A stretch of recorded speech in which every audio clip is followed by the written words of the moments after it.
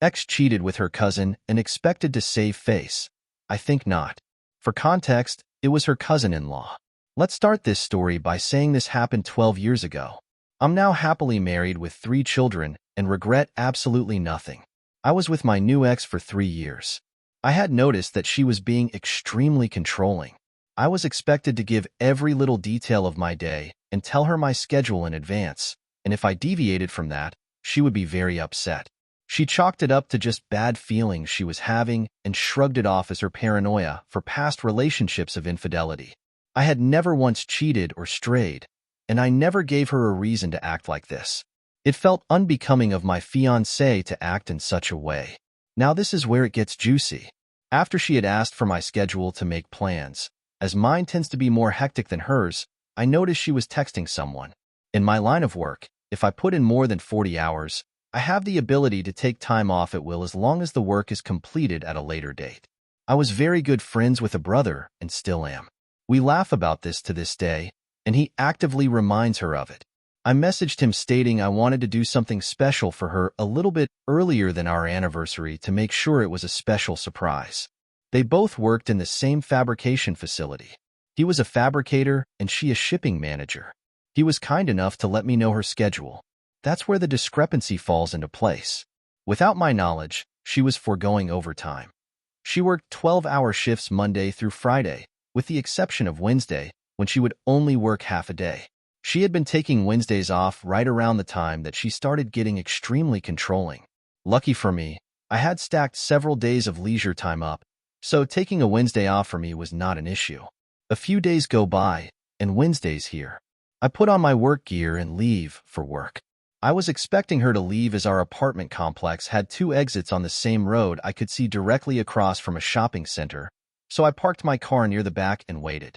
After about an hour, I noticed a very specific red Mustang with a specific decal on the back window. It was her cousin by marriage.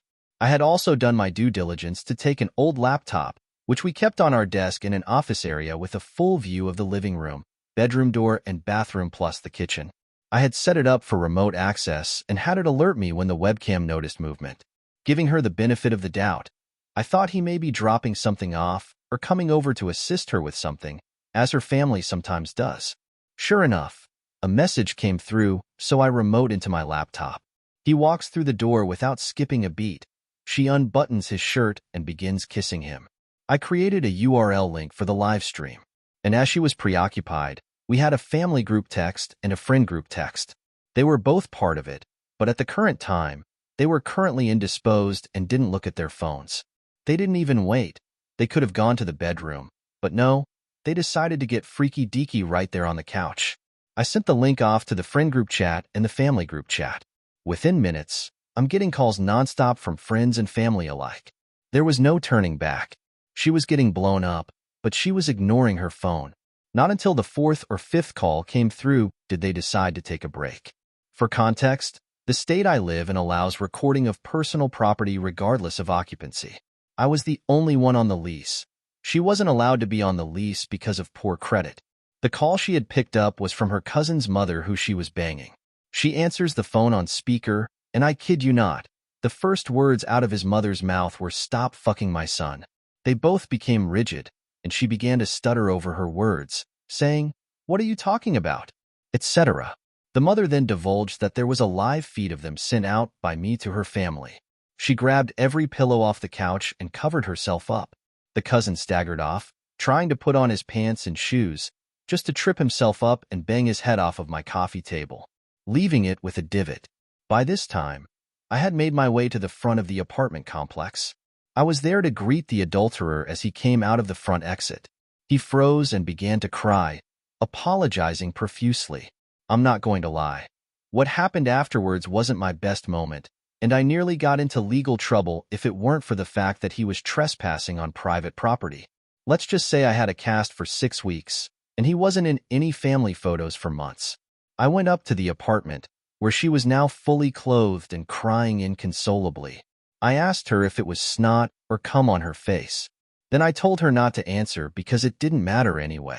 I gave her 1 hour to remove all her belongings, as again, everything in the apartment was mine except for clothes, some makeup, and a few kitchen utensils. Her mother would not let her move in, as she was just filled with embarrassment. Same for her brothers, and the cousin's mother kicked her son out. Rumors spread around our town very quickly, and for a lack of better words, she was untouchable. Story number 2. Mess with my kids? Lose your house. I've am 50, got 2 stepsons, who I just call my sons as I've been in their life since they 8 and 10 and are now young men. My wife and I made it a point to have a great relationship with their dad, Jason, and made sure he had a chance to be around as much as possible, even staying at our place frequently to be around his boys as he lived over an hour away and couldn't afford to live closer. Jason had a crazy ex-GF who had tried to claim they were married, variously saying common law or that they were married in secret, or married on an Indian reservation. But he had a restraining order out against her because she was nuts and had tried various ways to screw up his life.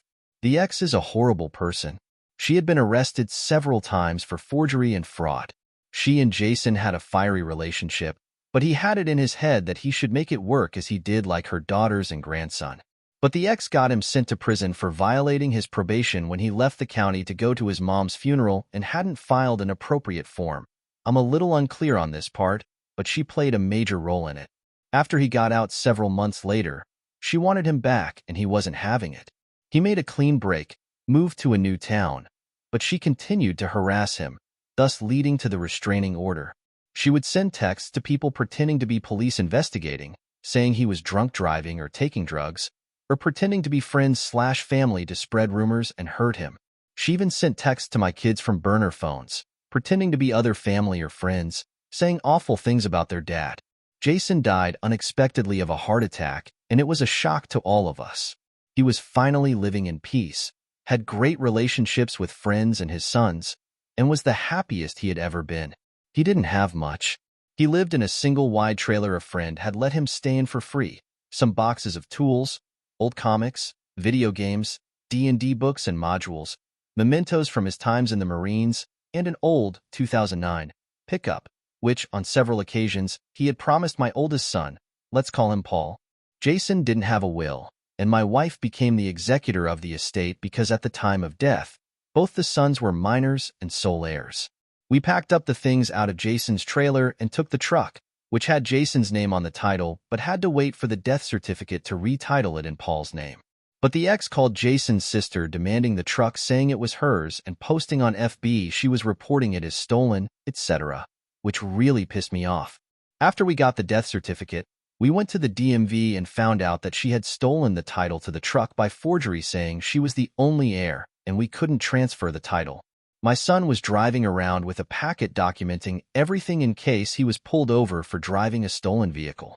We had to get a lawyer and start a special process that took several months before a director at the DMV fixed it, and we were able to title the truck, with the ex continuing to threaten and cause problems and made everyone miserable and cost us several thousand in legal fees.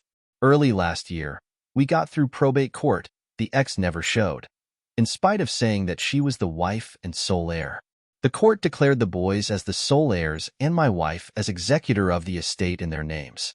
Instead of showing up, the ex sent an email to the court saying she couldn't make it because of work, she doesn't have a job, and that Jason was never around his kids. He didn't miss a single HS football game home or away and never missed a home track meet, and that they were just leeching off his SSI for the back child support. She went on with a bunch of other non-relevant shit just to trash my wife and sons, and pretty much said it didn't matter what the judge said, that she should get everything. During this time, we found out that Jason's name was on the deed of the ex's house. In order to get a reduction in property taxes because of Jason's disabled veteran status, she had filed papers to put him on the deed, but not the mortgage. If she had just left my kids alone, we would have let it go, but she had pushed principal beyond the point of denial, so we filed suit for half the house. Property is worth about $380,000. We went to court-ordered mediation, and she rejected a mediated settlement of a fraction of the value, which we would have taken. In April, her lawyer dropped her, and so she got a continuance on the first hearing. She then claimed that she had found a will from Jason designating her as sole heir, in addition to another signed paper that she found as a quitclaim deed from Jason for the house. I did wonder if it was this or her not paying him which caused him to drop her. She was going to go back to probate court to reopen, appeal, probate and needed time for that, which the judge granted. On Tuesday, finally went to court on the deed to the house. She no-showed. The judge had inquiries to the probate court, and she never filed any papers. The trial lasted less than 10 minutes as the judge recorded the facts and awarded the estate half the property. They will impanel 3 lawyers to determine how the property will be sold, and she's going to lose her house and, for the first time in her miserable life, face the consequences of her actions. Subscribe and like for more videos.